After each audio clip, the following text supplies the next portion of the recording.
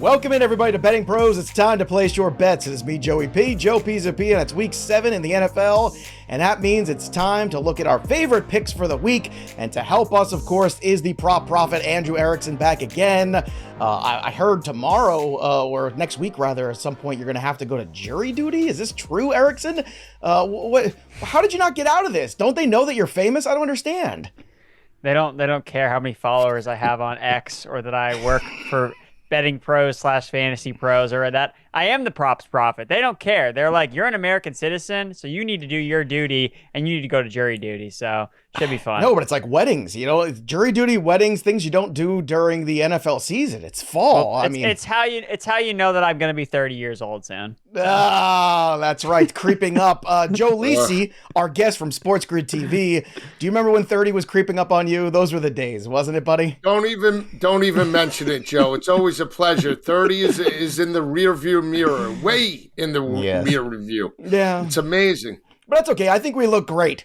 I think we're doing awesome. You and me, Erickson, this is the model for you. Take a good look. This is how you want to age, like fine wine, like Joe Lisi and Joey P. Today, we're going to continue on looking, again, numbers against the spread, the over-unders, our favorite money line picks, all of the above. So if you haven't already, make sure you subscribe to the Betting Pros YouTube channel while you're watching here, or if you're listening, run over to YouTube and subscribe. Drop a comment below, too, because we love to hear from you guys what you're in on this week in Week 7 in the NFL. So drop those comments, because remember, if you subscribe and drop the comment below, you have a chance to win free stuff. We just gave away the Odell Beckham jersey, and now we're giving away Robert Tonyan's jersey. That's right, he doesn't need it, so we're giving it away to you. It's autographed, it's signed by Robert Tonyan. Win this, give it to a Packer fan, friend of yours. The holidays are coming. Makes a fun gift. I'm telling you, you want this one. And if, again, you just subscribe and click that little bell till it goes ding, you'll know if you're the big winner of our latest giveaway. All right, gentlemen, it's time to get to work. Joe Lisi, you're our guest. Let's talk about Week 7. What's the first pick that you have that you're in on this week? Well, yeah, it took a while to break these down, but these I actually feel pretty good of. Look at the line right now with Cleveland -2.5 in this ball game. I was completely impressed the way the front seven played last week against Brock Purdy. They shut down the run. Now, granted, McCaffrey did get his yards and hit pay dirt, but in my opinion, I thought they played lights out, forced turnovers, gave their offense an opportunity for short fields with P.J. Walker. And even if Deshaun Watson doesn't go, I don't care. The interior line play of the Cleveland Browns is where I think this pick is. Even if it crept over the 3.5 point level, I would still lay it with the Cleveland Browns. Just not a big believer in terms of Indianapolis. I understand over exceeding expectations right now, but Gardner Minshew is a quarterback that you know where he's going to be. I think they could get quarterback pressures, force turnovers. I'm laying it with the Cleveland Browns, guys. Yeah, I like that call too. The under for this game actually made my picks of the week, Joe, because I feel like,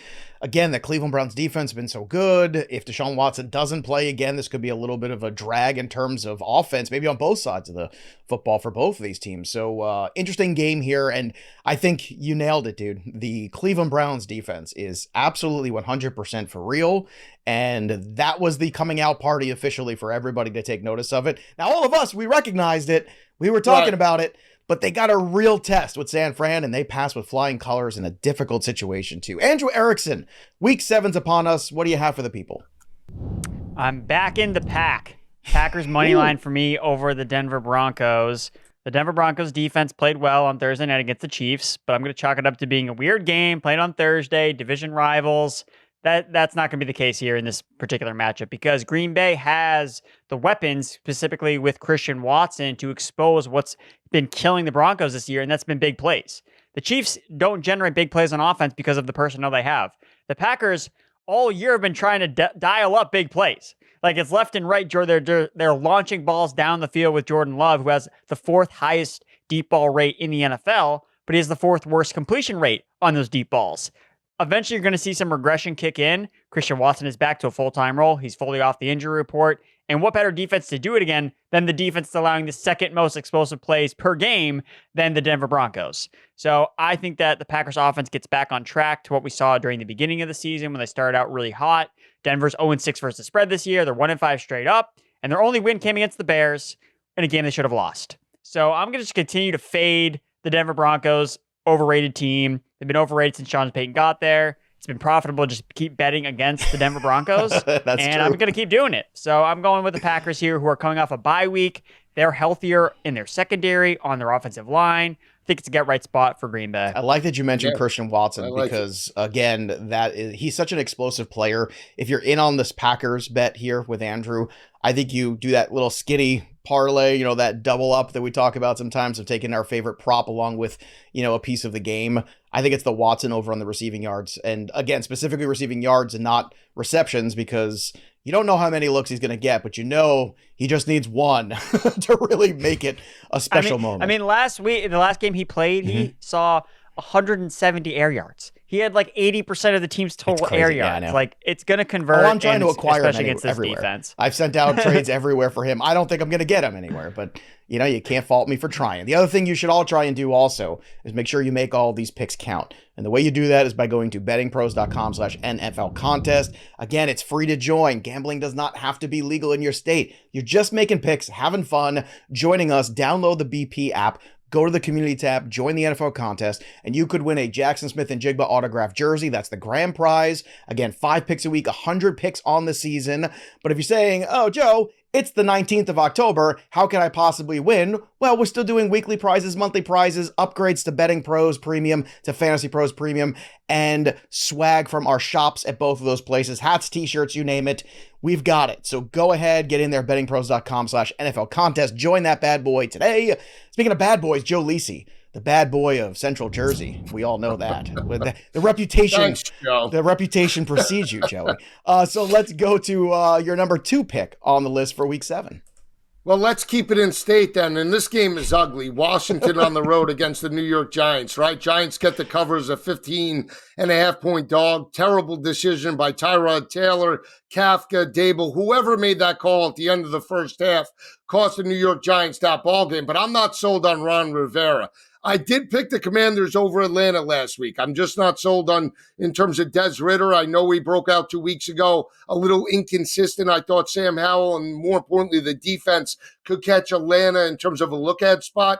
I like the Giants here. I am not sold on Ron Rivera in a big spot. I know they have more explosiveness in regards to the Washington side, but I think the physicality of the New York Giants playing at home, I think they're able to run it on the front seven of Washington. Saquon had a huge performance in the second half at 93 yards. I like the mobility of Tyrod Taylor, and I actually believe, even though he sucked last week, Brian Dable is a much better head coach than Ron Rivera. Give me the Giants in the upset. Typically, they step up against the Commanders, especially in MetLife. I like them to step up here. I've been struggling with this game all week, so I'm glad to hear you talk about it with such confidence. And the thing that I do like is the way the Giants defense performed, and the Washington Commanders give up a lot of sacks. If you can get to the quarterback, you can flush him out. Sam Howell is our own betting pro Scott Bogman loves to call him, Jekyll and Howell. He will throw picks. He will make mistakes. He will rush the football sometimes. How much of the defensive performance from what you saw against the Bills do you think can carry over into this game against Washington? Well, it's not just the Bills. Look at the turnovers they forced against Tua 2 weeks ago. Right. 3 interceptions. So if that is the biggest thing too, I think, is that Wink Martindale, from a defensive perspective, will call a lot of different coverages to force Sam Howell to break it down. And on the road, hopefully the fan base is involved in terms of this matchup and ball game. It is an NFC matchup, so I think that adds a little more spice to this ball game as well. And, again, it comes down to the coaches. I believe more in Dable than I believe more in Ron Rivera, even though they're over-exceeding expectations right now. I believe in Tyrod Taylor, and as long as Barkley's there to run the football, stay in manageable third downs, and I think somehow, some way they catch the upset. Again, they're catching 3. They're not laying it, so that's why I favor the Giants at home here. I like it. Good stuff there. All right, Wink Erickson, let's get back to you instead. How come you don't have a cool nickname like Wink? I mean, I guess the Prop Profit or BP is pretty good. I mean, you did get a T-shirt. That's good. Big I Pod. did get a T-shirt. Well, they call him Big Pod Energy, this guy, right? Or he calls himself that, I should say. And he gets a T-shirt made, and I've been here 3 years. I still don't have a T-shirt made for any of my nonsense. I'm just saying, I'm getting jelly over here, Erickson. All right, give us another pick here. Make up for it. Yeah, I'm looking at talking about Desmond Ridder, Falcons-Bucs under 37.5. Look, I think that both these defenses are really underrated Atlanta's defense. 6th best red zone unit, 2nd best in terms of third down conversion rate allowed on defense. They're 5-1 towards the under this season, the Atlanta Falcons. The Buccaneers are 4-1 towards the under. They have the number 1 red zone defense. And the biggest trend I've been following when it comes to Desmond Ridder is him on the road versus him at home. Yeah. And even last week, as bad as he played, they still had 3 chances to cover in that game. They did. They got the ball 3 times, down 8 points in the fourth quarter with a chance to do something with it, and they did.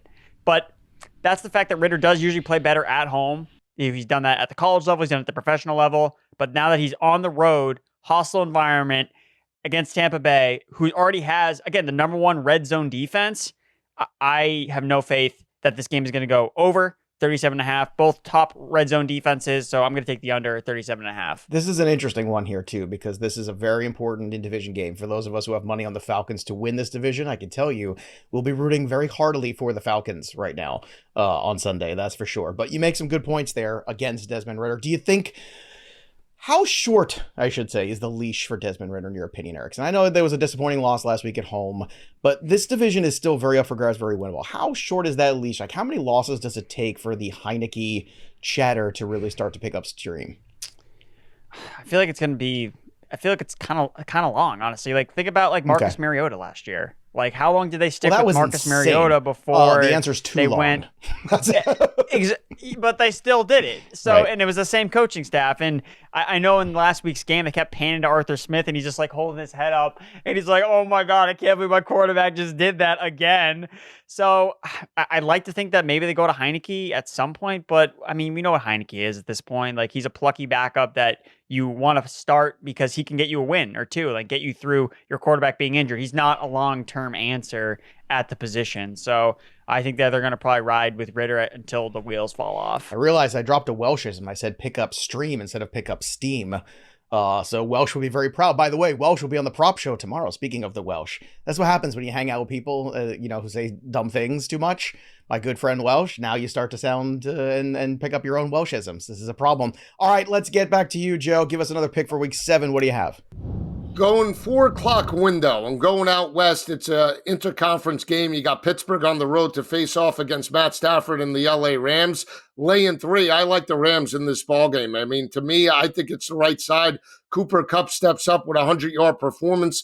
Puka Nacua, even though he was contained last week, I think they could attack the secondary over the top in terms of the Steelers. Everybody talks about the Steelers, and rightfully so, in terms of TJ Watt. But they give up a ton of yards each and every week, especially in the back end. A couple of weeks ago on prime time, Jimmy Garoppolo attacked them. Devontae Adams had a $172 in terms of that matchup, even though they lost. I like the rushing attack. Even though Kyron Williams out, I still think the offensive line is playing well. And I'm not sold about the offensive identity for Pittsburgh. They're going to need to run the football on Aaron Donald in the front 7.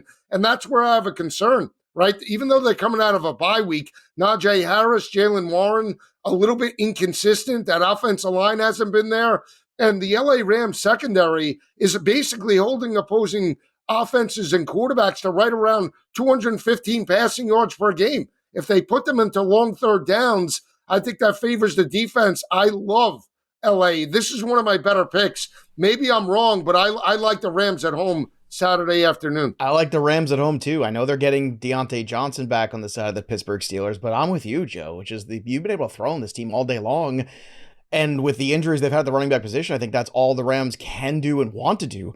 So I'm sure on Friday on the DFS show, Derek Brown and I are going to talk quite a bit about the Rams and quite a bit about Puka, as well as Cooper Kupp, who is the highest priced wide receiver with Chase and Jefferson not available on the board anymore. So might be one of those weeks to pay up for him with this matchup we've got here. All right, let's get to another one of Erickson's picks for week 3. I feel like you're kind of continuing on with the theme here, Erickson. Yeah, I'm just going right back to the Buccaneers and Falcons again. I'm just taking the Buccaneers -2.5. Look, Atlanta here about the road stats. So they've averaged 6.5 points per game on the road this year. That's less than a touchdown. Again, just going back to how Ridder has played on the road. Tampa Bay, the number 1 red zone defense. I don't think that the Falcons are really going to score that much. Like, I really don't think that's going to happen. And the biggest thing here is turnover margin. The reason why Tampa Bay's been successful with Baker Mayfield a lot of the season is because their defense is generating a lot of turnovers, and Baker Mayfield is not turning the ball over himself. Tampa Bay is 2nd in plus turnover margin. The Falcons are 27th in that category. Desmond Ridder is ranked third in turnover-worthy play rate. He has 14 turnover-worthy plays this season. So combined between interceptions and fumbles, not necessarily interceptions and fumbles that actually happened, but ones that should have happened. We've played 6 games. He has 14 of them. Like, there's going to be turnover battle won, I think, by Tampa Bay, and ultimately it's going to put them over the top to win by a field goal here at home. So, and they can also stop the Falcons' run game. That's the other big thing. So if the Falcons are behind and you're putting the ball in Desmond Ridder's hands, like, that's a bet I want to be making. I think that's what's going to happen in this matchup. Yeah, good stuff there. All right, so you're very invested in this game. So there you go. Well, Erickson will be glued to the TV on Sunday for this one. Let's get to another one here. Before we do, just a quick reminder, as you continue to look through these games and watching these lines, set those BettingPros app alerts to the app line alerts, the game notifications. You can find specific games. Don't forget, when you download the BettingPros app, you can set the game notifications, track them as line movement happens, and then jump in whenever you want to jump in, whenever you think the value is best. That's the beauty of the BettingPros app. So make sure you're utilizing all the tools here to help you be successful, along with the podcast, along with all the written content here. And if you haven't, go check out Erickson's stuff every single week and everybody's content over here. The college guys are crushing it. Erickson's crushing it. Go check out the written content on BettingPros as well. Joe Lisi, you and I are more talkers. So let's get back to talking. So let's talk about another pick that you have here for week 7. Yeah, interesting, right? We saw Lamar Jackson get the win in terms of London last week. And again, he started fast. He completes 8 of 11, basically 113 yards in the first half. And they go more conservative in the second half and allow Tennessee back into that ball game. John Harbaugh settles, he's got a 4th and 1 inside the 5-yard line, inside the 3, and he opts to kick the field goal. I get it, to make it an 8-point game. But you have Lamar Jackson. You have a rookie, second-year quarterback in Malik Willis that was in the ballgame at that particular time. Too conservative. They cannot play that way against the Detroit Lions. But I do feel Lamar could break out, not just on the ground, through the air against the secondary for the Lions. They dominated Baker Mayfield last week. The rushing attack was non-existent. I think they throw it to run it later in the ballgame. And I know it's Jared Goff. I understand that they're dominating right now, but I still am not sold on the secondary of Detroit. A big day for Lamar through the air, on the ground. They cover the 3-point number at home over the Lions. It's a big test for the Lions too, to go on the road into the AFC here and see how this all works out for them. So I want to see how the Lions react. Look, so far they have shown up to every big test.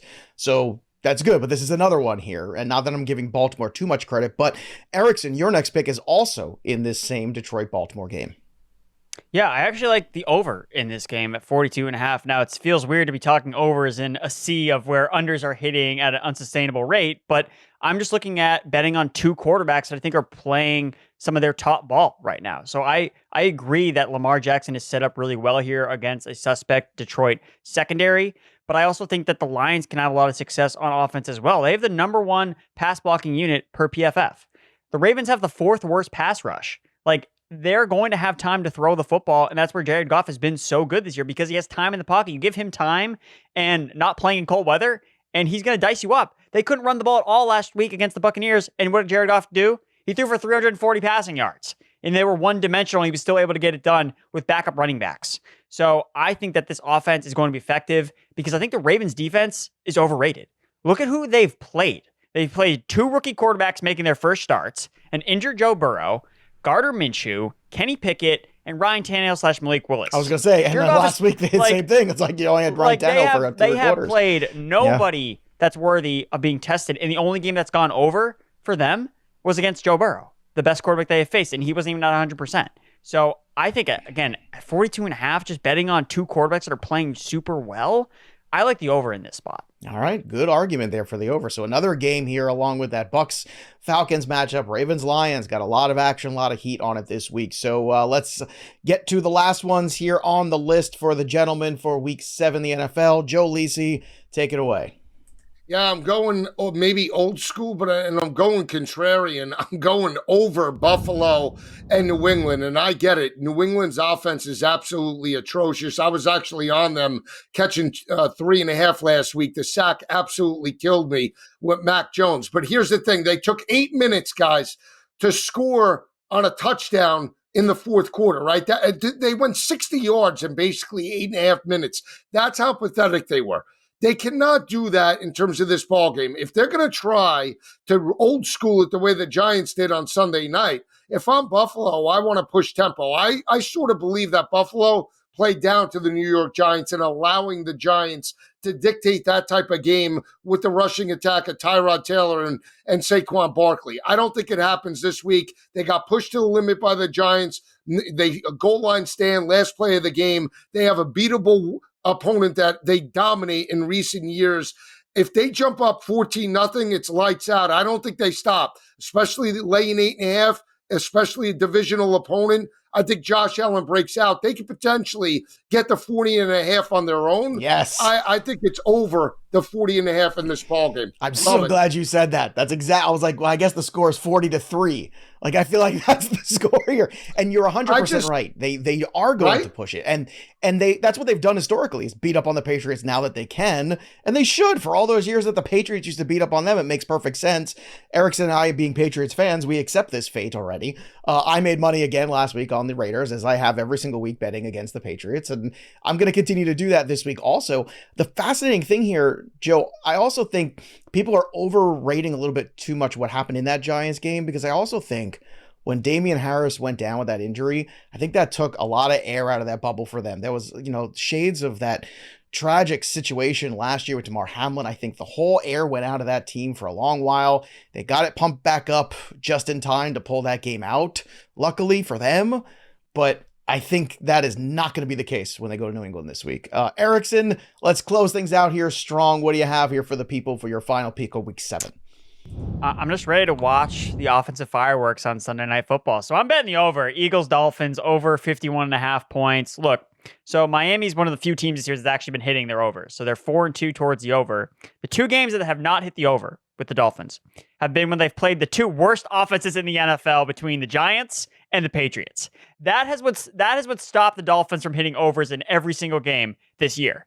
They're playing the Philadelphia Eagles. Eagles, in terms of offensive rank, 5th in points per game, 3rd in points per game at home. Both of their home games that they've played in Philadelphia, over 60 points total. I'm going over here. All my bets could flame out during the day, during Sunday, or 1 o'clock, 4 o'clock. I'm going to get my popcorn ready, fireworks. I'm ready to watch this show. Sunday Night Football. Let's go. Over. I love it. If anybody saw my video this week on BettingPros, my top 10 bets of the week, the Miami money line was part of 40% of those bets this week being about the Dolphins.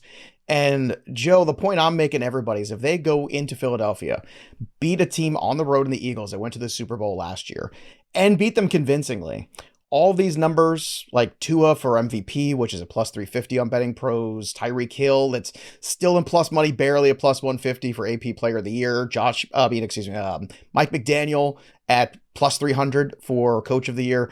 All of these numbers are going to move significantly. Now, if they lose, I don't think they really move, but if they win, I think they do. Yeah. Do you see this as a pivotal week here for any investment you want to make in the Dolphins? Yeah, I'm not going to be betting this game maybe, pre-kick, in regards to that, because I do want to see a couple of drives. Here's the biggest factor for me. If they can run on the front seven of the Philadelphia Eagles, and I understand the Jets made second half adjustments and caught them in terms of MetLife. But Jalen Carter didn't play either. Right, Jalen Carter in that lineup is a huge difference maker. So again, if the rushing attack can basically take over on the road, then I'm in agreement with you, because the biggest thing in terms of a playoff type of environment, if we're thinking big picture for the Miami Dolphins, if they can go on the road and run the football consistently, let's not forget they did it against New England and Foxborough. They rushed for $141 on that front seven earlier in the year. I want to see that against the Eagles in this environment. It's supposed to be a little bit of cold weather. I want to see them perform in that type of situation as well. It's on grass, even better. I want to see that, because we know the MO. They struggle in Orchard Park in terms of beating the Buffalo Bills. If you want to go and win an AFC championship, you're most likely going to have to go to Kansas City. They need to run the football. So that's the biggest thing I want to see. If they do that and win this ball game convincingly, I'm with you. I think big picture, they could challenge the Chiefs. The last time an NFL team led the league in rushing yards and passing yards, 1941. And just if you're keeping score at home, they were still wearing leather helmets. at that point. There you go. Erickson, do you still have your leather helmet? Do you still wear that sometimes when you go out just for protection for those cold New England nights? No, not so much. All right. Erickson, what do you think about this whole Dolphins conversation too? Because before we go, I think this is an important conversation. I know you're in here on the over, but you and I both know these are media awards. And when you have a big win on the road on a standalone primetime Sunday night game, it gets a lot of traction in the betting universe. And I think this is something people, if you're in on the Dolphins, this is the time to get in, because if it flames out, I don't think it really moves all that much unless they get really just torched, which I don't think any of us see that happening necessarily. Anything's possible. But what do you think about this Dolphins numbers of everyone for all these awards maybe moving if they get this win? No, I think it makes a lot of sense. And I think that one of the undervalued ones is maybe doing a Tyreek Hill for MVP. Just kind of the narrative around Tua is, how much credit does he deserve? And, if he were to miss any time, okay, if Mike White steps in and they don't miss a beat, then that's boosters for Tyreek Hill, who is currently averaging like 5 yards per route run, which is like absolutely insane. When you look at a stat like that, 2 yards per route run is good. He's averaging 5 yards per route run. Like it's bonkers. So if he could break the receiving record, like if he does all those things and he doesn't win MVP, like you're talking offensive player of the year, at plus money, I think that's awesome. But maybe MVP is not totally impossible for a wide receiver. I think it could happen.